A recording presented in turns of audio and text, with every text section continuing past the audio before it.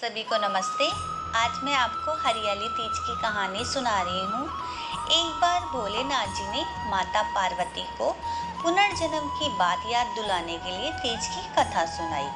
तो भगवान शिव ने कथा सुनाते हुए पार्वती से कहा, पार्वती, तुम मुझे पति के रूप में पाना चाहती थी, इसलिए तुमने हिमालय पर्वत पर कठोर तपस्या की। तुमने सर्दी, गर्मी, बरसात की भी परवाह नहीं की, जिसके कारण तुम्हारे पिता परेशान हो गए थे।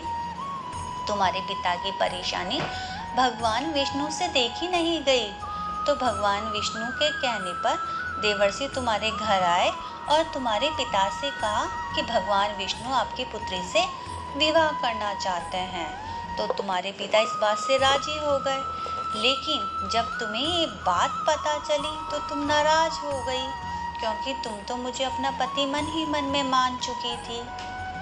तुमने ये बात अपनी सहेली को बताई, तो तुम्हारी सहेली तुम्हें एक घने वन में ले गई। वहाँ एक गुफा में तुमने लगातार तपस्या की। वहाँ उधर दूसरी तरफ तुम्हारे पिता तुम्हें लगातार ढूंढ रहे थे और न मिलने के कारण बहुत ज़्यादा परेशान हो रहे थे कि बारात आएगी और तो मैं बारातियों को क्या जवाब दूंगा, क्योंकि दुल्हन ही नहीं है। लेकिन तुम तो अपनी आराधना में बहुत ज़्यादा लीन हो चुकी थी।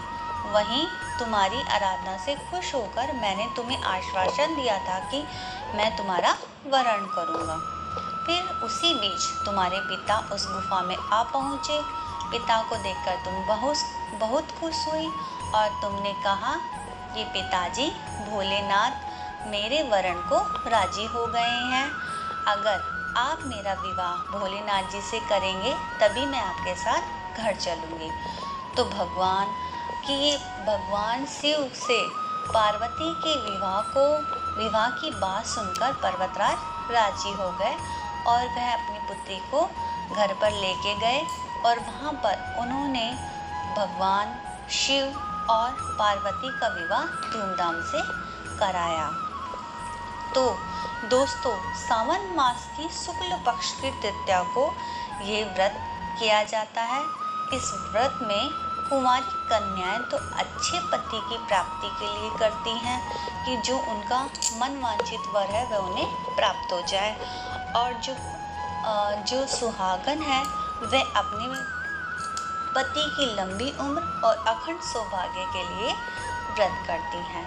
तो ये कहानी सुनने और कहने वाले पर सभी पर भगवान शिव और पार्वती की कृपा हो।